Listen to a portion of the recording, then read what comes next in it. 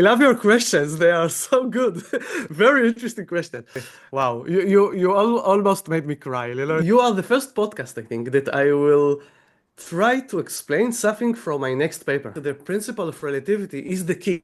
And in Cambridge, we want to do an experiment. Look, for this first time, maybe we have a solution for the mind-body problem.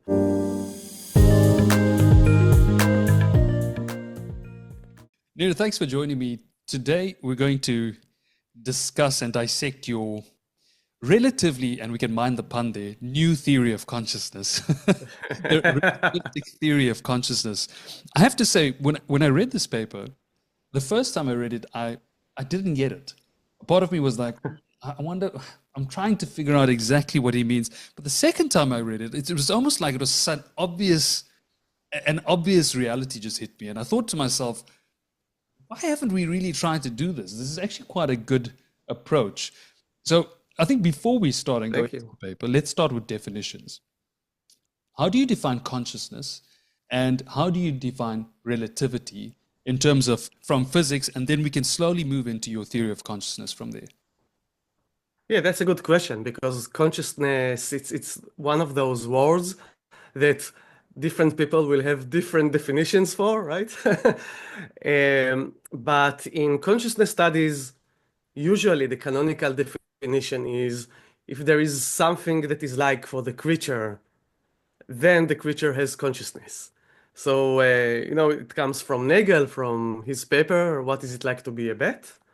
And the idea is that let's say if the bat has something that is like to be, if he has something that is like to feel, to maybe to think, to see the world with his sonar abilities, then the bat has consciousness. And the same idea is also for every creature like us that has consciousness. So if we have something that is like to feel or to sense the world or to think, then we say, yes, we have consciousness, but then let's say when we are under anesthesia or in deep sleep with no dreams, then we just have nothing that is like. For us, it's like it goes like that, right? And you wake up. So this is consciousness. This is what we want to understand. Our ability to experience the world and ourselves. And then if you had to define relativity from the physics perspective, and then I think from there we'll slowly branch into your theory of consciousness. Sure. Maybe before that, also the big mystery here, because it sounds relatively simple that, okay, we have our brain. We know that our brain create everything that we do, that we think, that we feel. So what is the problem here? But then, of course, there is this big mystery of how to bridge the gap between the third person point of view and the first person point of view. The fact that from the outside, you can measure my brain patterns while I see an apple, for example. But then I actually experience this apple. And then it's a problem how to bridge this gap because from the outside, when we try to understand how the brain represents the apple, we should speak about some state space, a multi-dimensional state space of the brain. And then over there, some complex representation of those neural patterns. But in the end, my experience is not that. I don't experience these multi-dimensional patterns. I experience a 3D red round shape apple. And it seems that there is no way how the brain can create this experience. Because the brain, all it can do is to create more and more neural patterns, maybe more and more complex, but nowhere in the brain it can create this 3D round shaped apple. And it should create it, right? We should, if we think that the brain should create our conscious mind, if we are part of physicalism, we are part of physics, then we should find a mechanism how the brain can create it. And it seems that we cannot find it, right? This is the hard problem. This is the mystery of consciousness, right? Of phenomenal consciousness, how they like to call it. And Amir, you're obviously talking about Levine's explanatory gap and the Chalmers hard problem. You go as far as claiming, look, you're able to dissolve the hard problem and bridge this gap. So let's try and do that. Let's try and see how a relativistic theory of consciousness does that. Let's scratch the definition for relativity and go straight into it, because I think it is a better approach to slowly, systematically break this down for people. That's true. So in physics, we know about properties that are relative or relativistic. For example, velocity. So constant velocity is a property that is not absolute. It's relative to the frame of reference and to the measurement of the frame of reference. So then if you are on a moving train with constant velocity and I'm on a platform, all the experiments that you can do on the train will show you the result that you are stationary, you're at rest. And I am the one with the platform that goes backwards, right? And then I, of course, will say the opposite, that I am at rest and you are the one that moves. And from a physical point of view, we cannot distinguish who is right and who is wrong. There is a symmetry here between those two frames of reference. That's why it's a relative phenomenon. Okay, both of us are right at the same time. So this example shows us what is the principle of relativity. The principle of relativity means that there's no absolute property. Every natural property that we can think of should be relative to a frame of reference, to some measurements that an observer can do. Now, I have to say two things. One question that always people ask me is, do I mean that my theory is based on Einstein relativity theory of Lorentz transformation in space and time and all that? And the answer is no. There's no,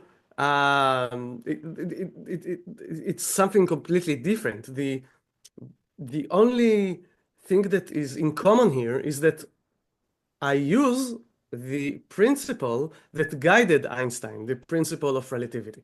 It also guided Galileo before, for example, right? So it's a principle about how things are in nature, what is the ontology of nature. And it just means that there's nothing absolute, and all there are those observers and the measurements that they can do. And now it can help us. Well, what I try to claim is that it can help us to dissolve the hard problem. And you can think, and why?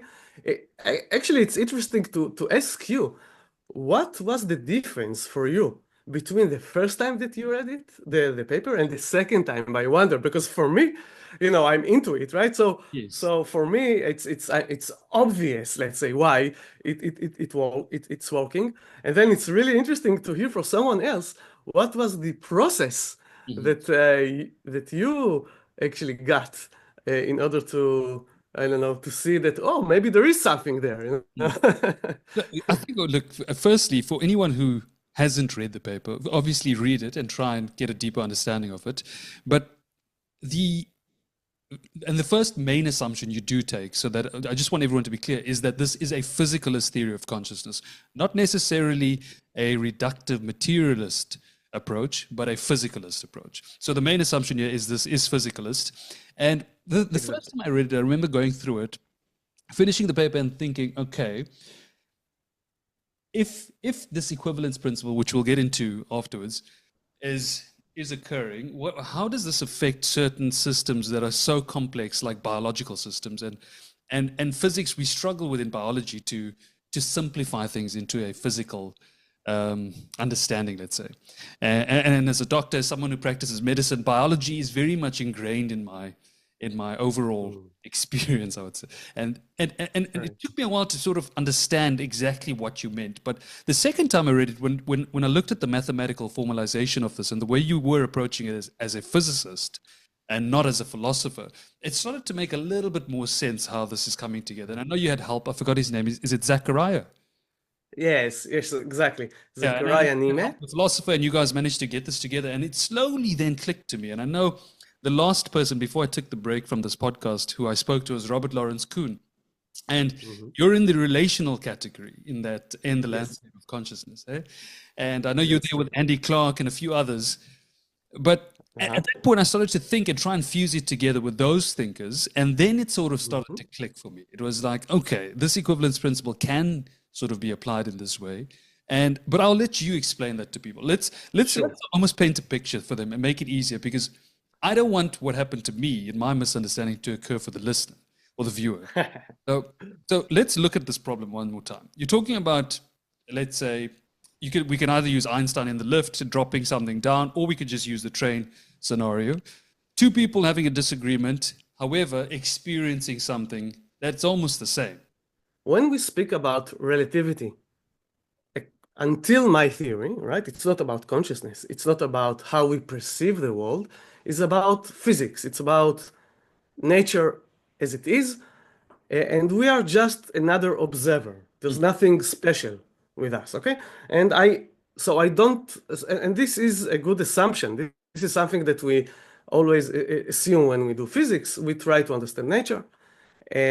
So from the point of view of the laws of nature, you cannot distinguish if there is a system under constant velocity or stationary, okay?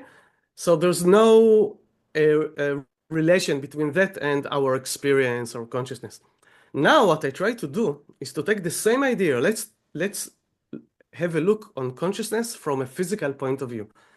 Not from our perspective, what we think about it, but from the perspective of nature, of the laws of natures, and to try to see how a property like consciousness can arise.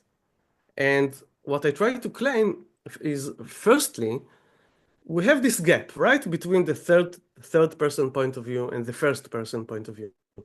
But if we think from a relativistic approach, then it makes sense that we have these seemingly two points of view. We just need to think about them as two different frames of reference, or as I call it in the paper, cognitive frames of reference. And then each cognitive frame of reference can do different measurements on the environment. And because of those measurements, it will manifest different physical properties. One of those properties can be consciousness, and another property can be neural patterns. But again, the point here is that I speak from a physical point of view. It's not our choice if we see consciousness or not. It's okay.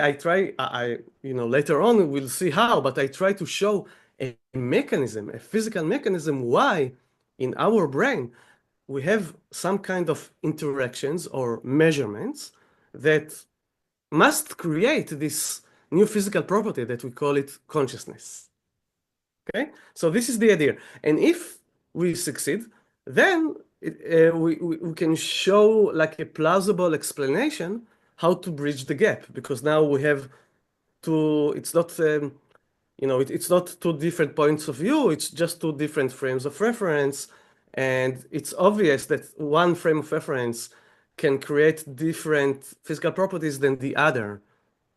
And that's why when they actually don't agree.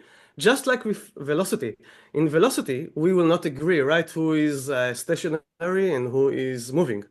Also with consciousness, it's the same, because when I look at your brain, I cannot find your conscious experience anywhere, only neural patterns. So I can conclude that maybe you are a very sophisticated robot or a zombie, right, with no consciousness. And when you look at me, it's the opposite. I mean, for you, you know that you have consciousness, but for me, you cannot find it. So it's very similar, you see, like with velocity, how it seems like there is a contradiction here. But actually, if we are thinking from a relativistic point of view, there is no contradiction, just different, measurements or different ways to describe reality. Mm.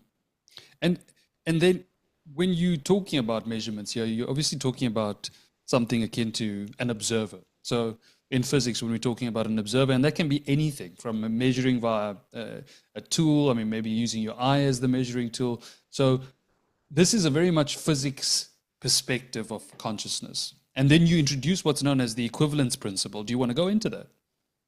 Yeah, it's very important note what you just said, because again, people ask me about it. So again, I come from physical point of view, and in physics, a measurement is just another name for interaction, more or less. It's more complicated than that, of course, in quantum mechanics. But to us, we can define it as interactions. And an observer can be anything. The electron is an observer, and it measures, let's say, a magnetic field because of the electromagnetic interaction. This is the measurement, let's say, between them. Okay?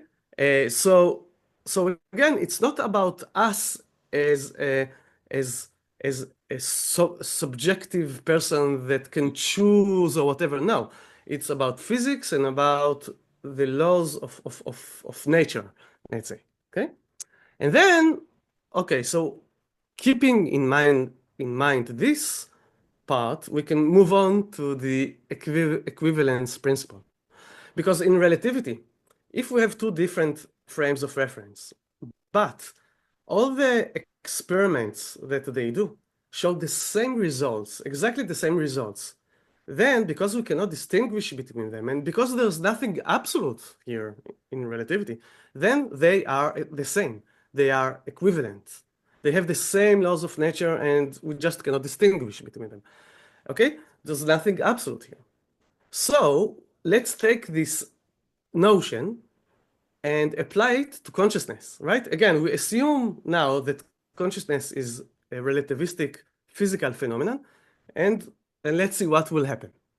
So, and then I take the zombie argument. Chalmers, wrote about it a lot in his book, right, in The Conscious Mind. So I take this zombie argument, and notice that in the zombie argument, we cannot distinguish between the zombie and the human. They have the same physics and the same body and the same brain, the same cognitive system. So the same dynamics in the brain and the same representations and the same neural patterns. Of course, the same behavior, the same reports. Everything is the same. So we cannot distinguish between them. Any experiment at all that the zombie will do upon himself and any experiment that the person, the human, will do upon himself will have the same results. So according to the principle of relativity, there's nothing absolute beyond those observers. If there's nothing that can be distinguished between them, then they are equivalent. And from the argument itself, there is not, they are the same. There's nothing that can be distinguished. So it means that also, because they are equivalent now, also consciousness should be equivalent in both of them. So if the human has consciousness, also the zombie must have consciousness as well. Because if not, sorry. Again, it's almost like saying if the prior information of both machines, let's say us and the zombie, if the prior information are similar, or if not the same, leading to a similar conclusion, then it's okay to then assume with this relativistic theory that then therefore consciousness exists in both species. Yeah, but you do need to remember that again, from a physical point of view, it's about the physical experiments that each of those systems can do. So all the experiments that the zombie can do on himself, let's say, and all the experiments that the person can do on himself will show no difference. All the results will be the same. Well, and if you're saying experiments, are you then referring to self-questioning, almost self-doubt, subjective thought, internal monologues, or are you talking about some sort of an objective approach, like scanning, trying to figure out brainwaves, trying to figure out computational models within the algorithm of the AI? What exactly would you be referring to in this sense? Everything. Okay, all the experiments that you did, that you just mentioned. So this inner thoughts, inner monologue, but also the behavior and also the dynamics in the brain, let's say, everything. And then according to the argument, everything should be the same. The zombie will argue that he also has or she, also has some sort of inner monologue, for example.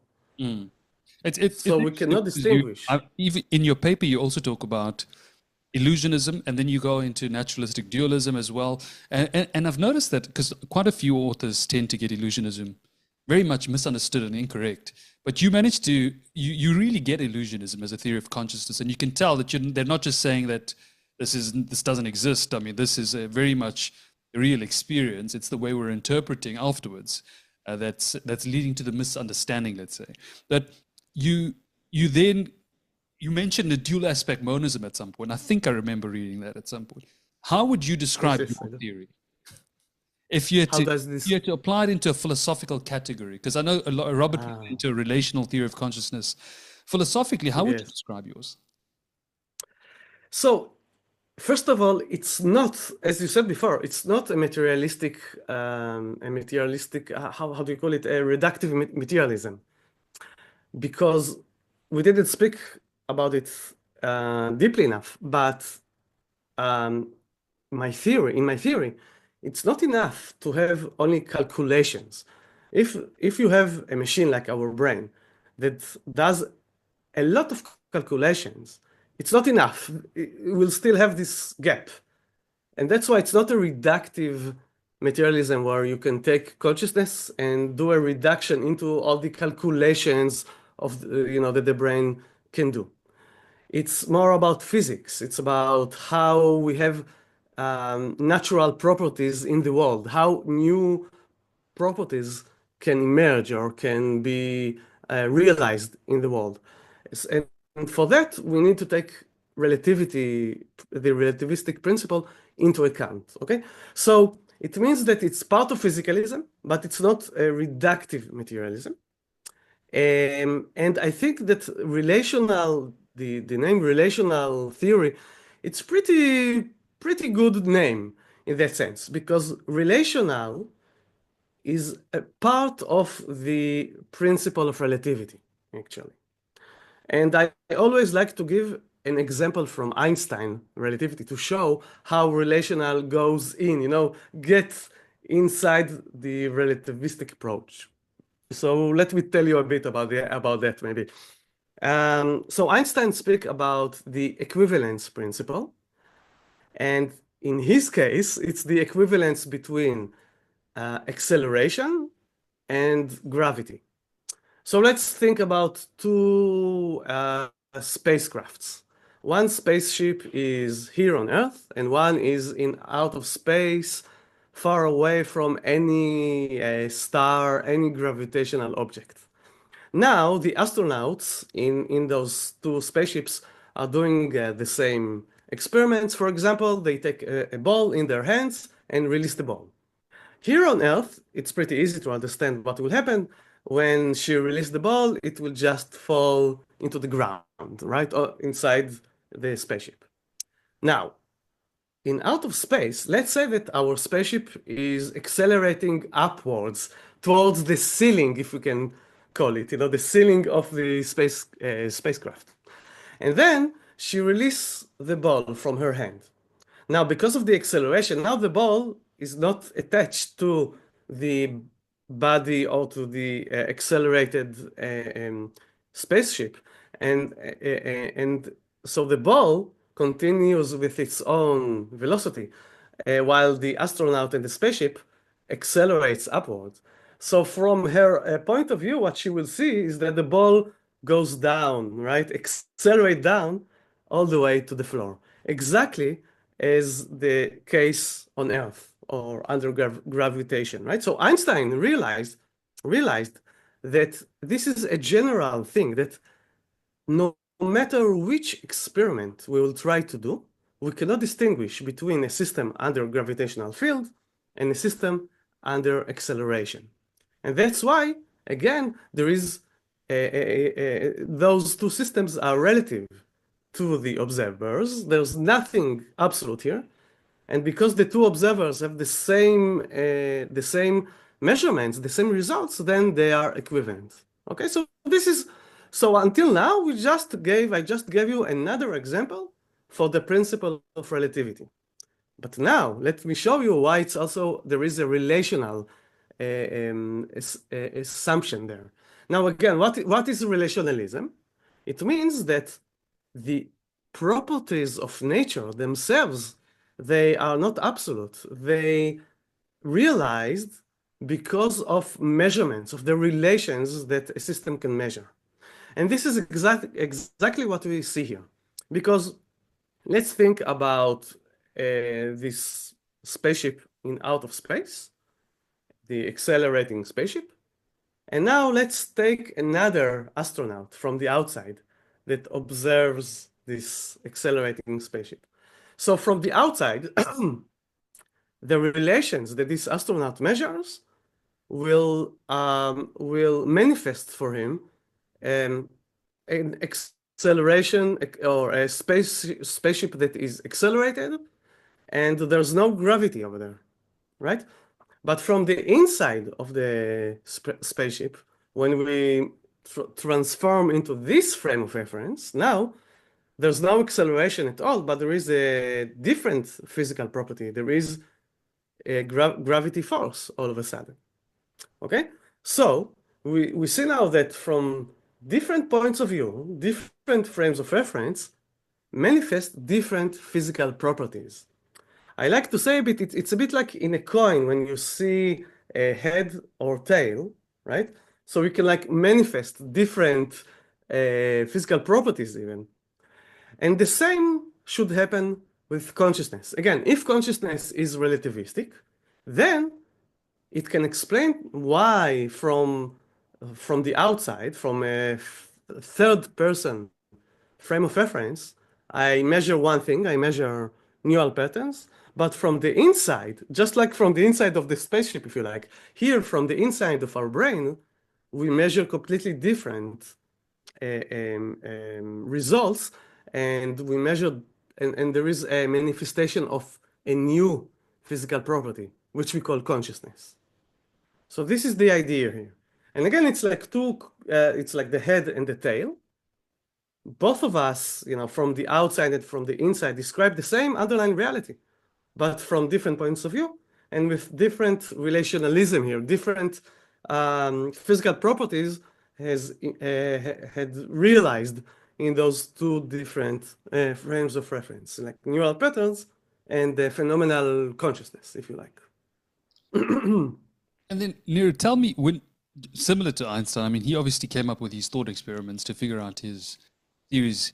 At what point did you think about consciousness and then realize that, okay, this could be something that's relative, and this could be approached in a similar way? I know you're a big fan of Einstein, but was it his work specifically, or did it just come to you at some point, similar in a thought experiment?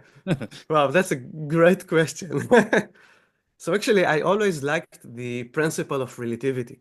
I always felt that there is a lot of potential with this principle, and that we can explain all of the mysteries that we now have, like quantum mechanics, for example, or how to continue and create the next theory, that will capture both general relativity and quantum mechanics.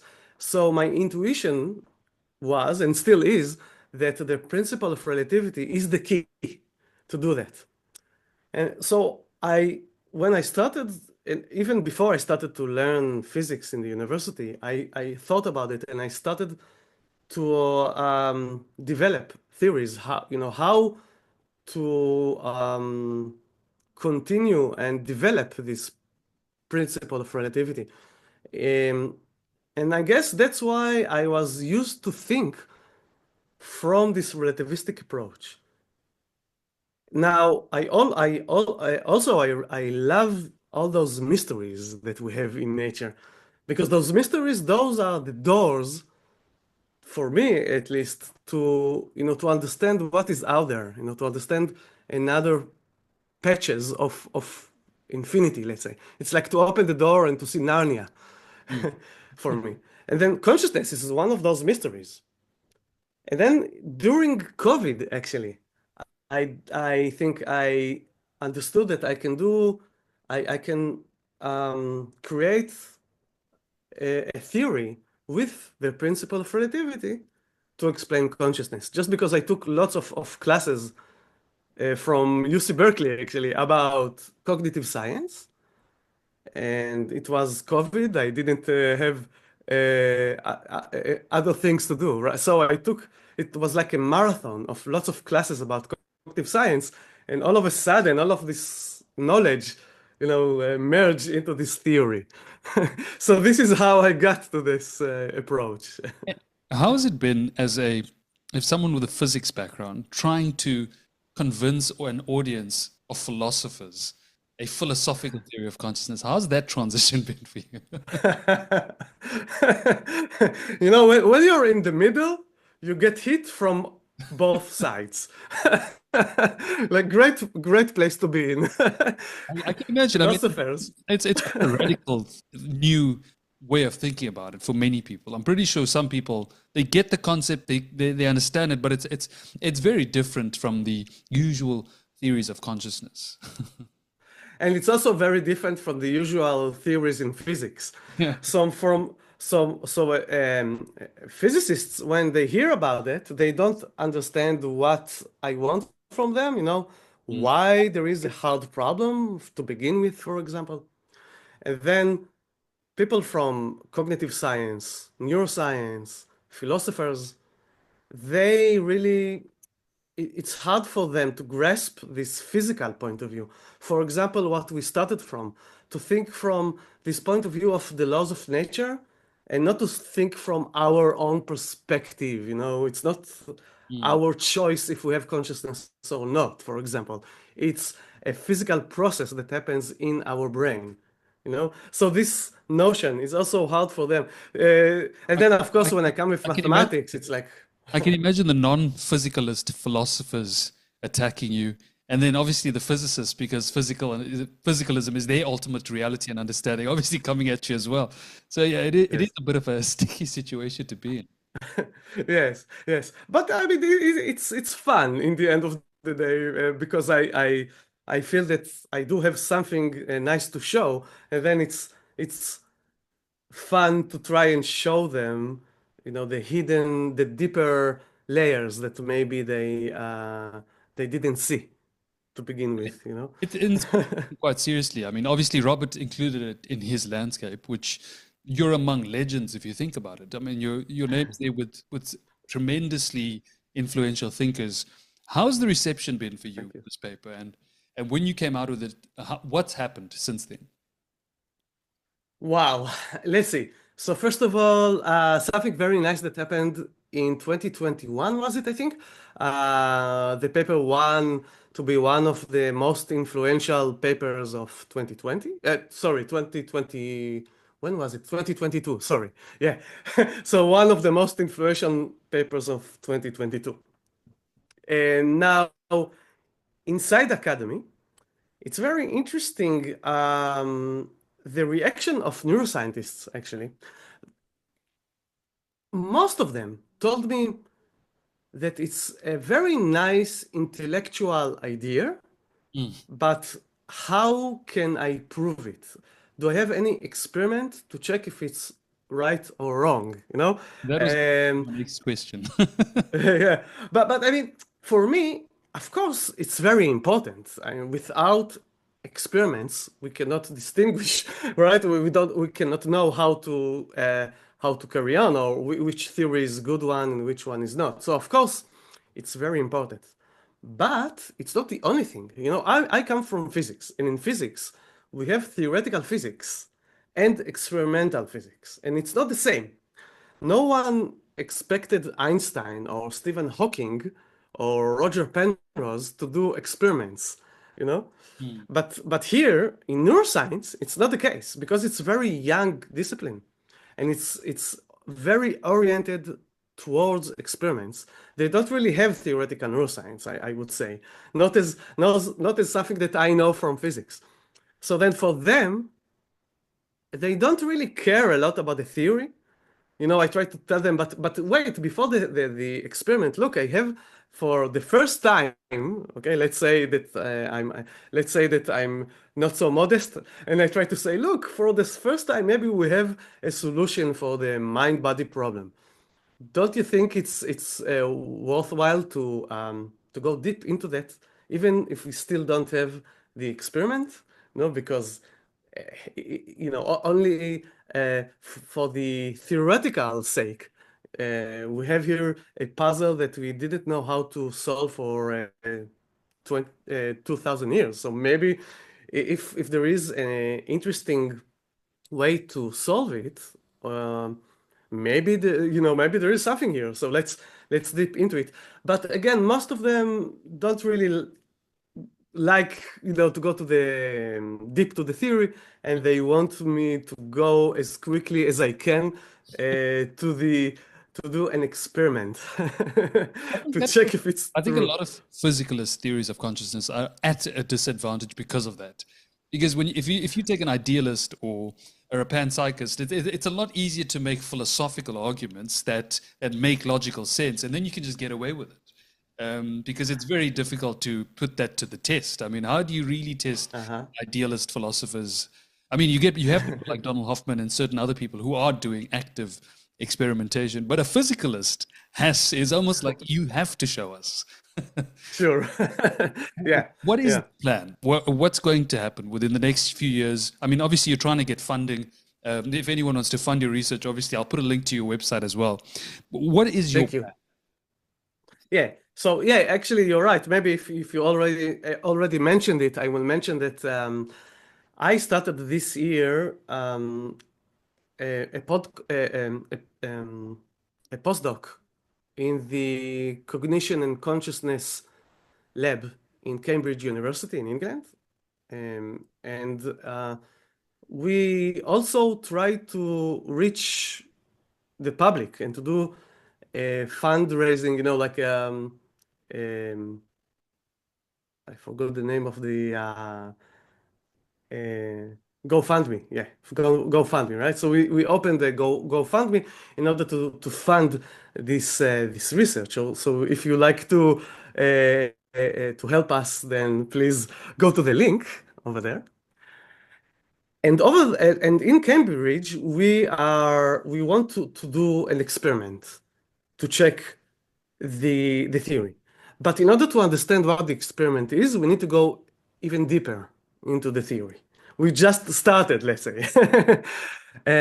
So let's dive in a bit more. So first question is, you can ask me, what is the difference? I mean, according to the approach, we have two different frames of reference. Third person frame of reference and the first person frame of reference from the inside. And what I try to say is that the measurements that we do from the inside, from our brain, those measurements or interactions are very different from the one that we are doing from the outside. So first question is it true? Okay, and then the second question is, what are those measurements exactly? So first of all, let me show you that it's very different indeed. And I think it's pretty obvious to see it because from the outside, in order to observe, to do measurements, we must use our sensory devices like our eyes or our ears. But from the inside, we don't have any sensory devices like eyes or ears, right? So that's why from the inside, our interactions or measurements are completely different. And that's why I try to say that it will manifest different physical properties. Now you can ask which kind of measurements we have from the inside. What do we do for what our brain does actually? So we have different parts, different areas in our neural network. Each of them interact with other sub-networks. And then we have those neural patterns that represent something. So now we have interactions between those neural patterns. And what the brain can do is just compare those neural patterns in order to check the differences and the resemblance between those neural patterns in order to reconstruct what we see, what we hear, and create thoughts and feelings. And then, okay, so now you can ask me, okay, until now it sounds very simple physical neuroscientists theory, right? Nothing special. How can we get to consciousness from here? Okay, so for that, you are the first podcast, I think, that I will try to explain something from my next paper. Now I'm writing a paper to explain exactly what is the mechanism of what are the measurements inside our brain that manifest consciousness. Hopefully I will finish the paper soon and we'll publish it. So let me try to explain it, and please tell me how was the explanation, because it's my first time. So sorry for the if it will not be clear enough, but let's try. Let's try to do that. So what I try to understand, I start from a different question. I start from the question of emergence. What is an emergence? For example, so emergence in physics means that we have some kind of physical property that it's bigger than the sum of its parts. Everybody know about water, for example. Water is the canonical example for emergent property, because we have the oxygen and hydrogen molecules, and when they interact together, all of a sudden we have a new physical property, water, that has new properties that they don't have, right? It's like a wetness, if you like, or even a temperature and all those macro properties. Okay, so this is example for emergence. But we don't have any good theory in physics still to explain, is there like a unification, a unified mechanism for emergence? And is it real? Is it real? Because some philosopher will tell you that water or any emergence is not real, like there's no real ontology there.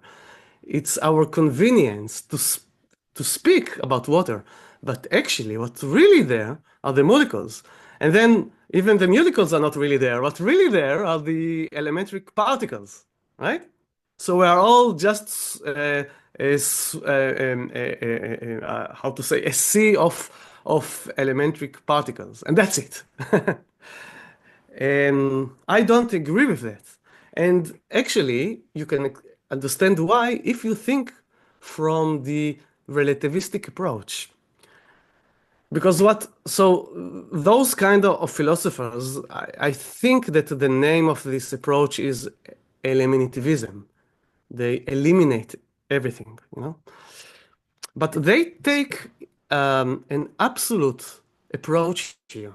There's only one absolute frame of reference, which is the most elementary substance of reality, right? Let's say, fields or particles or something like that. But if the relativistic approach is true, then it's a mistake. There's no absolute frame of reference anymore. And then all we have now are different observers, right? Different frames of reference. So then micro, in the micro world, it's one frame of reference, the micro frame of reference. And over there, um, something will measure just the molecules of hydrogen and oxygen. And they cannot observe, they cannot measure water at all. But from the macro frame of reference, like our frame of reference, we cannot measure molecules at all, but we can measure water. And then water is a real phenomena. This is exactly rationalism again, right? So you see now how all of a sudden, when we take the principle of relativity seriously enough, we see that it can explain also what is an emergence. And it shows us that emergence is a real thing. It's a real physical property that manifested just because of relationalism, just because that in our macro frame of reference, we have some relations that we can measure, not other relations, like in the micro frame of reference. Okay? So now, with that in mind, we can go into the mind, and we can go into our brain and explain what is consciousness. And so now consciousness will be an emergent property, but from a relativistic point of view again, from this point of view that I just described. And in order to get to consciousness, first of all, we need to start from a lower level, which is cognitive frames of reference. So first of all, I will show you something interesting about cognitive frames of reference, and then consciousness. Okay? It's a bit like we start from the micro molecules, then we go to water, and then we'll go even higher to the next emergence of waves on the water. Okay? So the waves will be like consciousness, if you like, in this analogy. All right. So, what is a cognitive system? From this relativistic approach, a cognitive system, it's another frame of reference, of course. It's a cognitive frame of reference. First of all, maybe I would just note here that a cognitive system is a system that can learn. It has inputs, do some calculations, manipulations of information, and has outputs. And in order to do all those manipulations, it creates representations of the inputs and representations of itself as well, if it's if it's complex enough. So this is a cognitive system. But now notice that for this system, all those representations, they are real. They are real physical phenomenon. It's a new emergence, if you like. So now we can speak about those representations as a real emergent physical property, or that just was manifested there because of the measurements of the interactions that the system can do. So for example, our brain, in the future, we would have the ability, I guess, to write the equations of how our brain is working. So we can describe all these equations of how our cognitive system, how our brain works, and we have variables in those equations, right?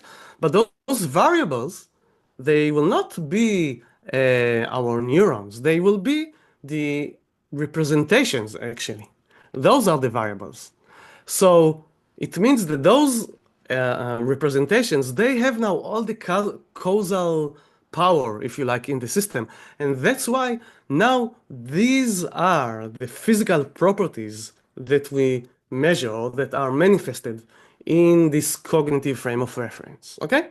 So this is something already, I think, pretty interesting or pretty different. That's the way that we think nowadays about cognition. And let me stress that it's still not about consciousness. It's just about representations and cognitive system, just like GPT, if you like, or I don't know, Facebook or something like that, all the algorithms there. Not about consciousness yet, but already they are a cognitive frame of reference and they manifest a new kind of physical property, the representations. Okay? And it also means, I wonder if your audience familiar with functionalism, because this is exactly functionalism.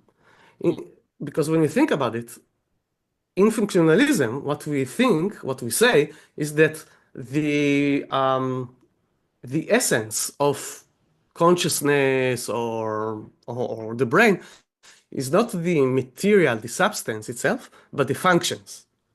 Now, usually we need to assume functionalism, but now we don't need to assume it. We start from physics, we start from the principle of relativity, and we get to this cognitive frame of reference, right? And over there, we have a new physical property, the representation. And they don't measure the substance, the micro substance. Like it doesn't matter if it's the brain or if I took your brain and mimic it in the computer. If it's the same, with the same cognitive abilities and the same equations, and the same dynamics, then it's the same cognitive frame of reference with the same physical property that we call the representations, right? So it's the same thing, the same cognitive frame of reference. So now we see that functionalism can be understood from the principle of relativity, okay? And now we can continue to the next level. So it's still not about consciousness, but already we see something interesting here, that representations are already part of physics now, okay? Now representations, it's something that it has, let's call it maybe proto-subjectivity, because it's something that a cognitive system has created after learning something, okay? And already now it's a physical property. So we are coming closer to explain subjectivity in consciousness because of that. But it's still not enough. In order for it to be enough, what I claim is that we need another emergence to happen, or to find another frame of reference that now is supervene on the cognitive frame of reference, or supervene on the representations, on this physical property we called representations, okay? And then it will also give us the, I will remind you that we started all that in order to understand what will be the experiment, right? So you'll see how it will give us a prediction, okay? So it will give us a mechanism of what exactly is consciousness, how we can manifest it, but also it will give us a prediction what to check in an experiment. Okay, so what I claim is that now, if we have a cognitive system like the brain that can create something that we call a cognitive map, then consciousness must be manifested, So let me tell you what I mean by that. When we look at a map, then we see, let's say it's a map of I don't know, of the world of something. So we see all the countries over there. So we see all the countries at once. Now, in cognitive science, we have lots of theories that the brain also creates cognitive maps. So the brain actually creates like an abstract space, if you like, a space of some x's. Each axis is a different feature, and inside this map, it can put all the relevant representations. For example, we have a very, let's say, a good evidence that our brain knows where it is in space because of cognitive maps that actually map our 3D world. We call it the grid cells and placers, and they work together. And together they create, so those grid cells create our 3D space, let's say. And then we have inside of this 3D space the map. And this is how we can navigate. And this is how you can know how to make shortcuts, for example, because you have the whole map. Now, what is the relation between that and relativity? The relation is that if the brain can create this system of access and map, then now we have a new macro system, let's call it, or a new macro frame of reference of this cognitive map. Now, it doesn't really matter what are the substrate of this map, what are the representations that created the access and, the places, let's call it, inside the map. They are not relevant anymore. What's relevant now are the relationships between the axis and the points inside the map. If we capture all those relationships, like the position and the relationships with other positions, then we actually created here, again, a new emergence or a new frame of reference. And in this frame of reference now, again, we have a new physical property. Like water was a new physical property and representations were a new physical property. Now we have a new physical property that is distinguished from the substrate. Like water was distinguished from the molecules and representations were distinguished from the brain or computer chips or whatever. So now all those relations in the map are distinguished or from the representations that created them. And what I try to claim is that this physical property, this is consciousness. And in order to measure it, you need to be in the frame of reference of the cognitive map. You need to do these measurements or to be in the interactions that create this map, right? Only then you can manifest this kind of this new property, right? Like we need to be in the macro frame of reference in order to measure water. So here we need to be in the dynamics of those cognitive maps.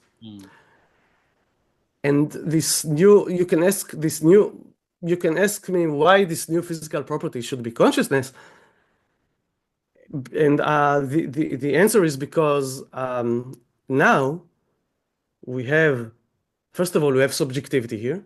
All those maps, it's something that the brain created in order, to explain the world from its own point of view, let's say. And also, we have new information here about, let's call it, about the meaning. There is a meaning here. And what I mean is, like in a language, when you think of a language, when you learn new language, in the beginning, if you learn only one word in, I don't know, German or something, it will not tell you a lot. But when you know enough words and you know the relations between them, all of a sudden there is new information here, meaning of these words. So same thing happens here. Now the brain measures not only one representation, but all the relations all at once. And that's why we have new meaning here. And this is this new physical property that I spoke of, and that's why it's consciousness. So this is more or less the mechanism that now I try to write on the mathematics of that, to explain what is the mechanism from a relativistic point of view in order to manifest consciousness. I hope it was relatively clear. It's obviously a lot to take in, but the first question that comes to my mind is, once you've done that, and if let's say we generate an AI that can accomplish or fit into these cognitive frames in that information sector at least, that allows us to determine and say that it is conscious just like us. What does that say for animals or other species? I mean, how do we go about then trying to assess other forms of consciousness that are not human? Yeah, that's a great question, because exactly as you said, there's nothing absolute here. It's all about the measurements. So if the same measurements can be created in other animals or machines, then they will have consciousness as well.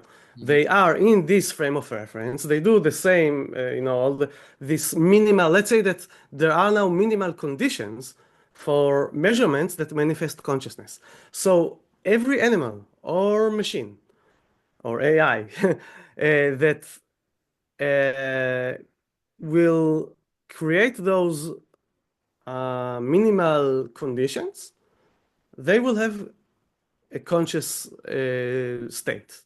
Now, and you're right that now, because we have those conditions, we can actually check which animals fit to those minimal conditions, or which AIs fit to those minimal conditions.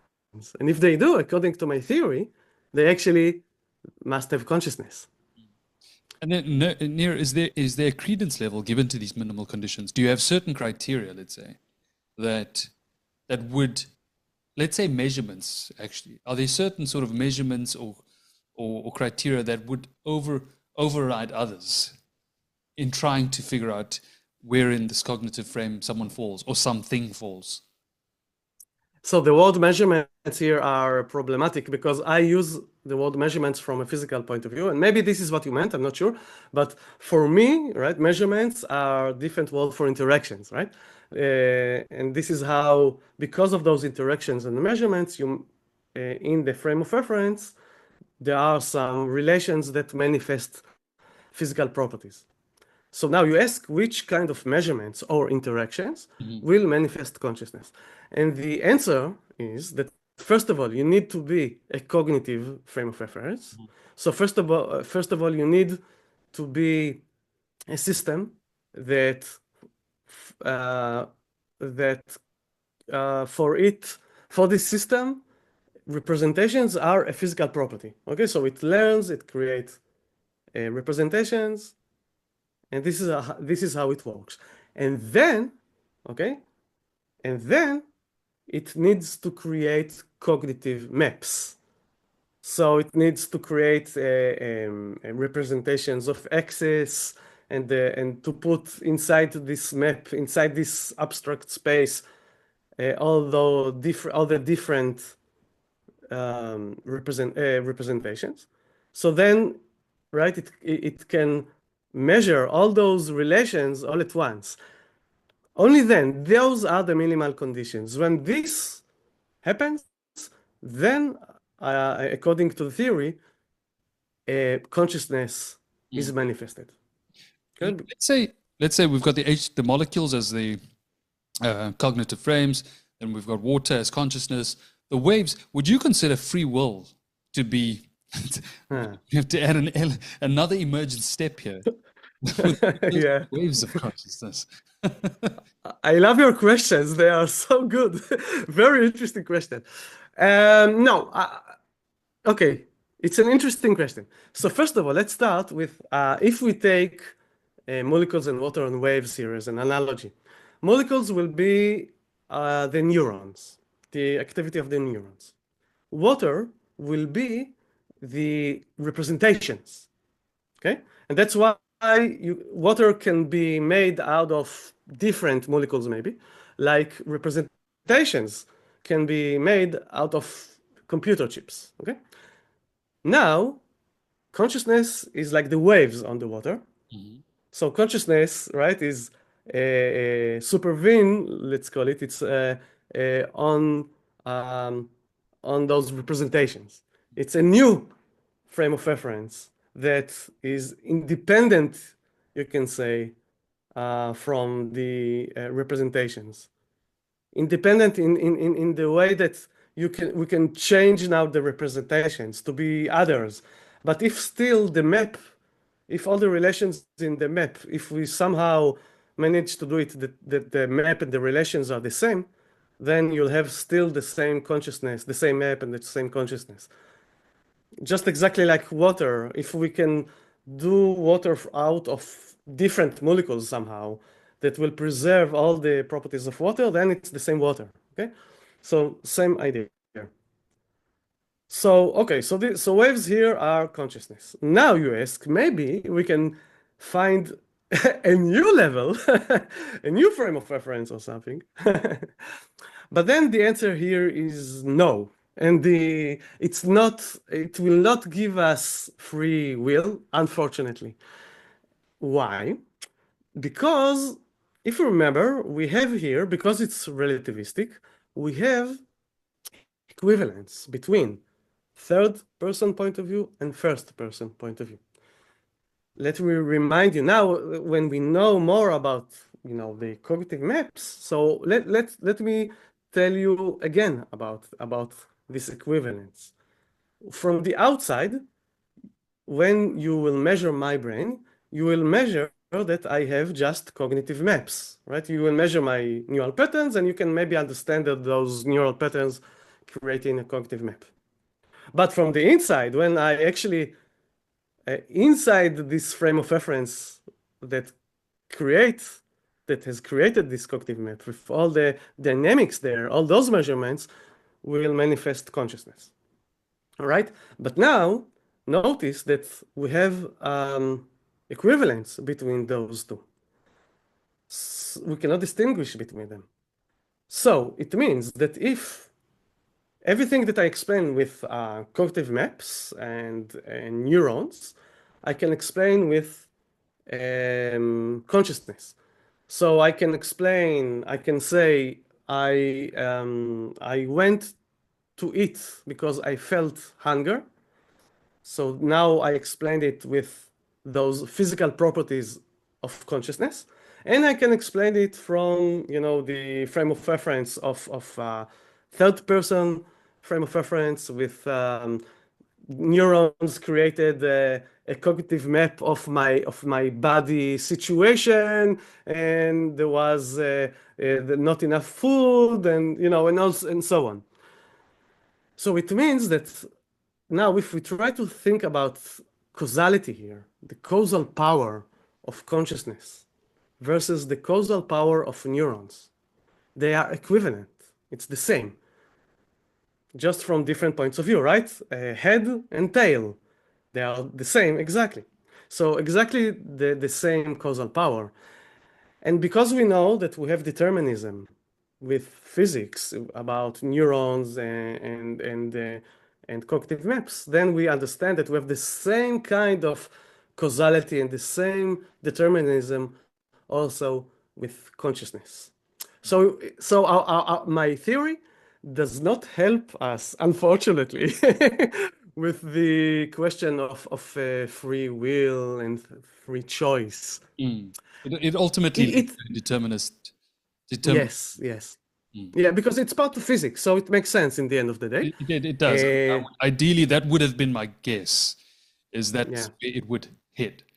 Yeah, but actually, I have to say that at least it saves something else. It gives us autonomy, which is also something. I have a friend, and she told me once, we spoke about it, and she told me, if we don't have free will, then we are just very complicated machines. We are like a coffee machine, a complicated coffee machine. And I was very annoyed by that. But then I told her, well, not exactly. We do have autonomy. Like a very complex coffee machine has no autonomy. We are the one that built it, and we are the one that need to press on a button to create, I don't know, a very complicated coffee, right? But in our case, it's different. First of all, we are part of life, right? And in life, we are a system that evolved for itself, right? We are not evolved for someone else. So this is first thing, that we have some kind of autonomy. But now, with my theory, we have much more autonomy. Physically, we have autonomy because now we are an actual cognitive frame of reference and first person frame of reference. We have consciousness. So we have a lot of autonomy in the sense that we project, or let's say that we create physical properties, which we call qualia, right? Those are now physical properties, and we have manifested them in our own frame of reference. So it gives us a huge, for me, I guess, it feels like a huge autonomy. We are our own frame of reference that is, in some sense, separate, from our substrate, just like what Yes. we discussed before, separate. It's Right? almost like, to summarize, it's kind of like the consciousness is observer dependent, and you can see it from two different ways. We can see it either as from the neural correlations of what's going on and from the first person subjective phenomenal experience, and both are equivalent and therefore relative. Yeah. But it's more than that, that now we can create the same consciousness with different substrate, if we like. Yes. So there is an artificial intelligence, if yes, it's able to produce similar outcomes, therefore it's also equivalent in that regard. And our exactly. perspective is not necessarily more valuable when trying to assess the AI, let's say. Yeah, it depends if the AI has met the minimal conditions or not. But Yeah. if it met the minimal conditions, then it has Obviously, you're consciousness. talking about a more advanced AI at this point, not what Exactly. we currently have. So not like Exactly. ChatGPT. Exactly. But also, if we take, in the future, if we can take your cognitive maps, for example, and copy them, do like a copy paste in some kind of AI, then there is, again, it's the same first person frame of reference, just like you. It will create the same measurements, just like you, if we do it properly, right? A proper copy paste, let's call it, and a proper dynamically copy paste. So it's dynamically doing the same dynamics like what happens when you create your own cognitive maps, right? Then it will create the same frame of reference with the same consciousness, just like you. So Nir, you see, do you think about teleological outcomes, or what's going to happen in the future? I mean, because this could then be the plan for the universe, that we're obviously able to transmit this sort of conscious entity into substrates that will last longer and survive this harsh universe that will easily kill a biological system. yeah, exactly. I mean, that can be the solution, right, for us if we like to live forever, first of all. And yeah, who knows? Maybe in the future we can find a more finer substrate than biological one. Maybe even we can use elements from quantum mechanics, like or something like quantum fields or whatever. Maybe in the far future we can do something with that, and then the the universe is the limit, or even beyond. you know. Another question is, sometimes people ask me if I think if the universe as a whole has consciousness, for example. And this is also a very interesting question. I think that the answer is no, but we cannot know yet. Because in order to answer this question, we need to know if the universe is a cognitive system, first of all. It's almost And like I then, spoke about earlier. When we look at each scale of each molecule, we don't have that macro level scale that's needed. So it's actually impossible to exclude that as an option right now. exactly. And you know what? You remind me a very nice analogy for that. There is an analogy from the 80s. I think it's Ned Block. He created this weird analogy again with Chinese. I don't know. They have lots of analogies with the Chinese in the philosophy of mind, for some reason. So this is the Chinese brain analogy or something like that. So in this analogy, let's say that we take all the population of China, and each person now must behave like a neuron. So I don't know, the government gives them some equipment in order for them to interact with other people, just like what neuron does. Okay, let's say that it's possible to do that. So now, and let's say that we have enough Chinese or whatever to have enough neurons, and now we have enough neurons just like in the human brain. So now, let's say that we take your brain, and now the Chinese people, they are the one that mimic it, and they mimic it in a good way. So it's a cognitive system actually, and it creates everything that your brain is creating. Now the question is, does this brain does it have consciousness? Now, in the beginning, I have to say that it sounds weird to say yes, it has consciousness, right? Because if you ask one Chinese, do you feel the consciousness of Tevin? He will tell you, no, I'm Chang-Hu. What do you want from me? Right? But then, when you think about it from the perspective of, the relativistic perspective of my theory, then it makes sense. Because when you ask one Chinese about consciousness, he or she, they are in their own cognitive frame of reference, right? So this is the measurement that they can do, and they manifest their own consciousness. In order to see that there is a bigger consciousness here, let's call it, we need to transform into the frame of reference of the whole Chinese brain. And then in this brain, of course, there will be the manifestation of consciousness. So then now it's more intuitive even to think about it. And now you can think that maybe it's the same with the whole universe. I mean, just exactly as one Chinese didn't know about the whole Chinese brain, we don't know about the whole universe because we are just not in the right frame of reference. And I think you're touching on something that's quite a few people I've had on the show have this. Yeah. Some people, for example, will say countries are conscious in a way. So America has this type of thinking and mindset and this sort of process that's happening, but similar cognitive frames in that regard.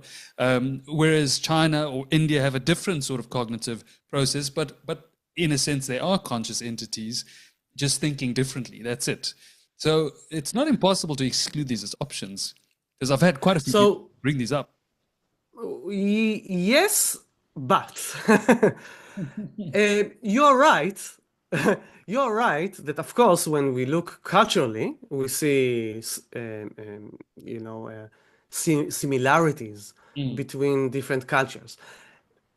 I can tell you personally, I'm from Israel, and the culture here is very Mediterranean. So when I go to Spain or Italy or Egypt, it's very similar. But then for the last 9 years, I lived in Berkeley, California.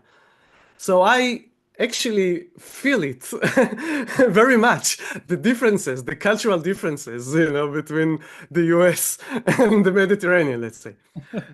But, and it's by the way, very interesting topic as well to see what are those differences and why and all this. But I completely understand. I'm from South Africa, so when I travel to Europe and other places, I know the feeling.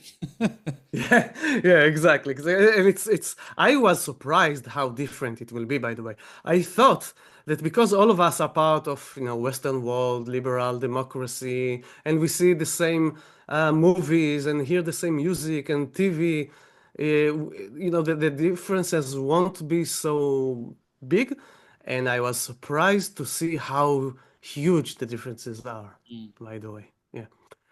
But taking all that into account, it still doesn't mean that as a whole, the country of the US, for example, or the culture has its own conscious mind.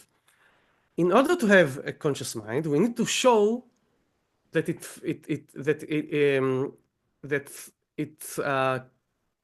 fits for the minimal conditions for consciousness.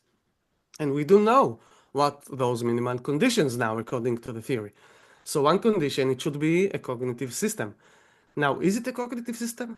Can we speak of a country as a system that gets inputs, create representations, and do outputs out of those representations?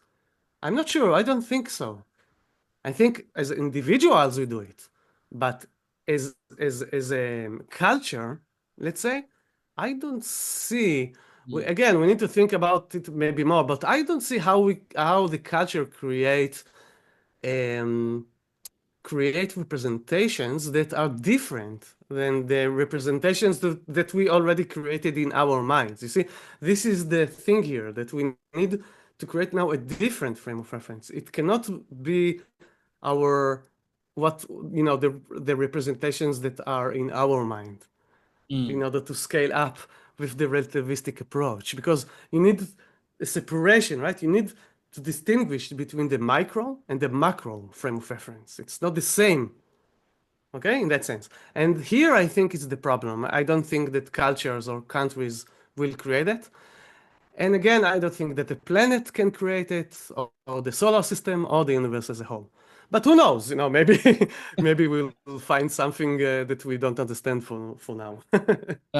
Trust me, I'm pretty sure we can find a philosopher online who will give us, or who can give us some understanding of why there is.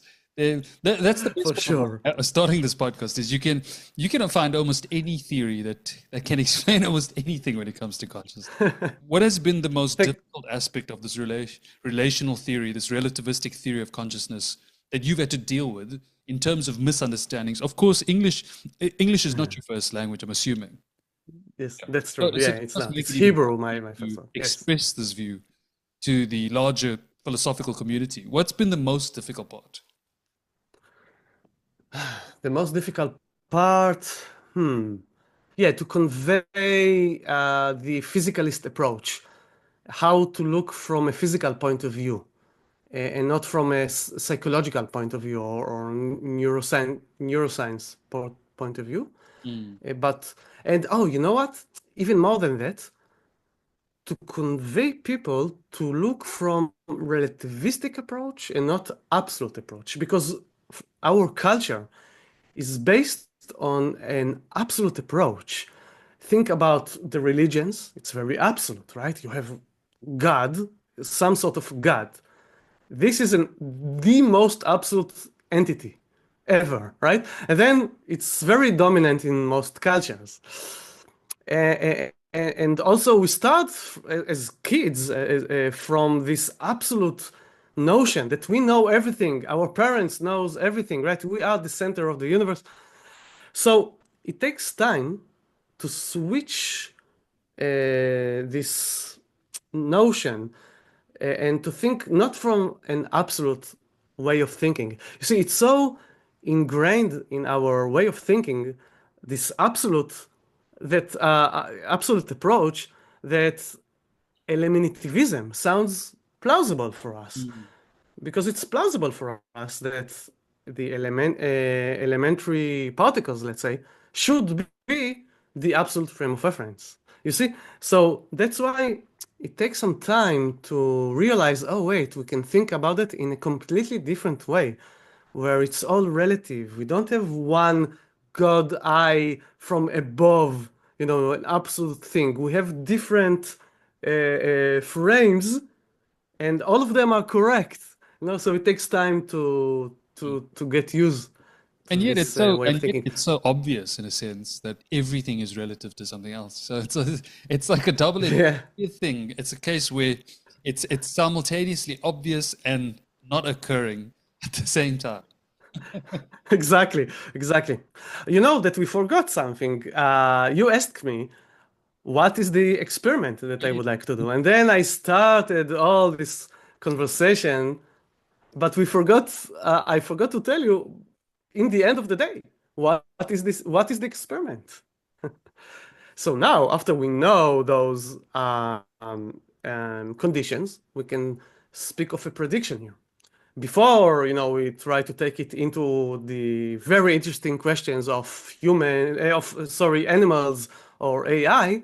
First of all, we have the prediction that in humans that we know that have consciousness, while we awake or while we have consciousness, then we must have at least one cognitive map operating, right? Because those are what manifest consciousness. And while we are unconscious, then we must see no activation of cognitive maps at all. So we have a prediction now that we can check. And we can check it in a couple of different experiments, actually. We can do it in the level of the state of consciousness. So for example, someone awake versus someone with deep sleep. And versus someone in dreams, because when we dream, we do have consciousness, right? So again, we should see over there cognitive maps, but not when we have deep sleep with no consciousness. And of course, anesthesia as well. But then we can do a finer experiments than that. All those experiments that you see in one eye, one thing, and with the other eye, a different stimulus. But you have consciousness only for the stimulus from one eye, but not from the other. So if we can do it, in a fine manner, let's say, we can distinguish, and we will try to show how when you conscious for, let's say, a house, but not for a face, then the cognitive map that is responsible for the house will be activated, but not the cognitive map of the house, and vice versa, right? So all those kind of experiments, this is what we want to do now in the Consciousness and Cognition Lab in Cambridge. And well, Nir, we've covered quite a lot. Is there any part of it that you think I haven't touched on that you think is important for people to know regarding your theory? So one question that maybe people can ask themselves is more, again, why it's not reductive materialism? I think this is something a bit subtle. And so through time, I tried to develop this example to explain why it's not reductive materialism. With the example of Einstein, of what we started with, the equivalence principle between gravitation and acceleration. So if we take this scenario and think about it, I think it can give us a very good idea of why it's not reductive materialism.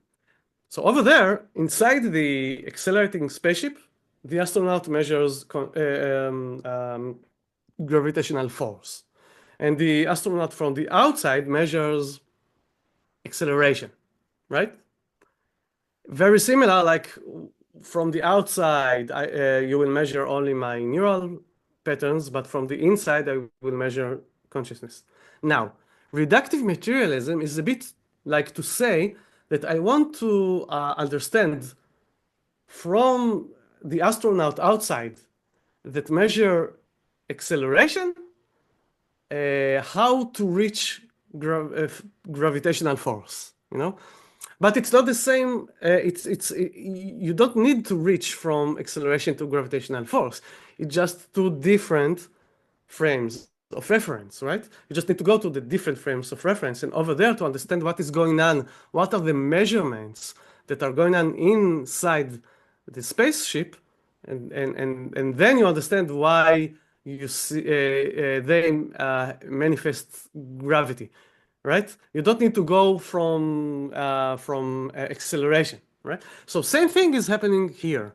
You don't need to go from the outside, from brain neural patterns to explain consciousness. It will not work.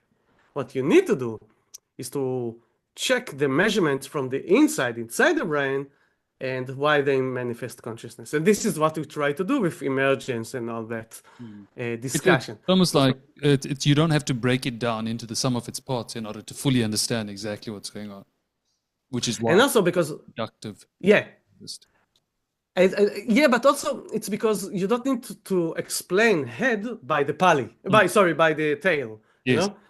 You know? You need to describe each of them separately. What are the measurements separately in each of the frames of reference. But not merely reducing the thing to the sum of its parts. Exactly. And you don't reduce it from one frame to the other. This is wrong, right? This is not the relativistic approach. You don't reduce one to the other.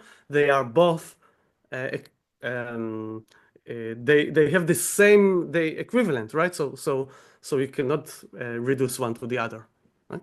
Yeah. So this is the idea. It's a beautiful, when you finally grasp the concept, which I still think there's a lot I can learn about it, and I haven't yet maybe appreciated. I'm not yet appreciating it as much as I probably should. But the more I've read about it and the more I've gotten into it, the more I'm getting it. And I think that even having this conversation, it's a lot more eye-opening for me. And it's quite a nice way to approach this in a very simplistic manner as well. So not only is it novel, but it's also simple once you get the gist of it. Anything else, Nir, that you think is important for us to know before we close, or any final words about the theory or where we're going from here? That's it. So now in the couple of years, of course, I will publish the new paper about, what the emergence from the relativistic approach, and a lot of other interesting phenomena, like what is going on in deep meditation. All those people that say that they have only, like they are only observer. They have no content, how to explain that. So all those interesting phenomena, I will publish papers about that. And of course, try to, to test the theory. Hopefully it will prove the theory even. And yes, everybody needs to, if they can, support the work and try and assist. I'll put the link to it down below as well. So if anyone's excited about your work and willing to contribute, please do. I think it's very fascinating, and I've enjoyed it quite a bit. And this has been such a pleasure, Nir. Thanks so much for joining me. Thank you very much, Tevin. It was a wonderful conversation. Thank you. Yeah, and look, as things go on, I look forward to many more, because it seems like there's a lot that's still going to be done in this niche field for you, and it's very interdisciplinary, so which means there's going to be a lot for us to talk about in the future. For sure. And for me, it's even only the first application of relativity for consciousness. Later on, I will try to take it for different realms. So a lot of work. You can apply this to everything, to be honest. This is what I will try to do until the end. Proud. I noticed, just as a close-off, let me just find this. I know in your email, so when your sign-off is a quote by Einstein, which I really love. What was it again? Wow. Well, let me try to find this. I will open it. Let's open the. It's a nice sign-off. So here we go. One cannot help but be in awe when one contemplates the mysteries of eternity, of life, of the marvelous structure of reality. And I think your work, following Einstein's, he would be very proud. Well, thank you very much. It's wow, you almost made me cry. It's like. Thank you so much. Thank you. At the end of the day, consciousness the question is consciousness observer dependent? And that leads to the relativistic theory of consciousness. If anyone has any further information and wants to know more, I'll put a link to your paper as well. Any final thoughts? Anything else you want to say that you think I might have missed? That's it. I hope maybe I will try to do some retreats in the future about the mystery of consciousness for the popular audience. I started now here in Israel in Hebrew, and if it will go well, I will try to do it as well, back in Berkeley or Cambridge or something like that. So stay tuned. My Facebook, I don't know. I'm still in Facebook, so just have a look. Links to your website and socials as well. Yeah, great. And thank you very much.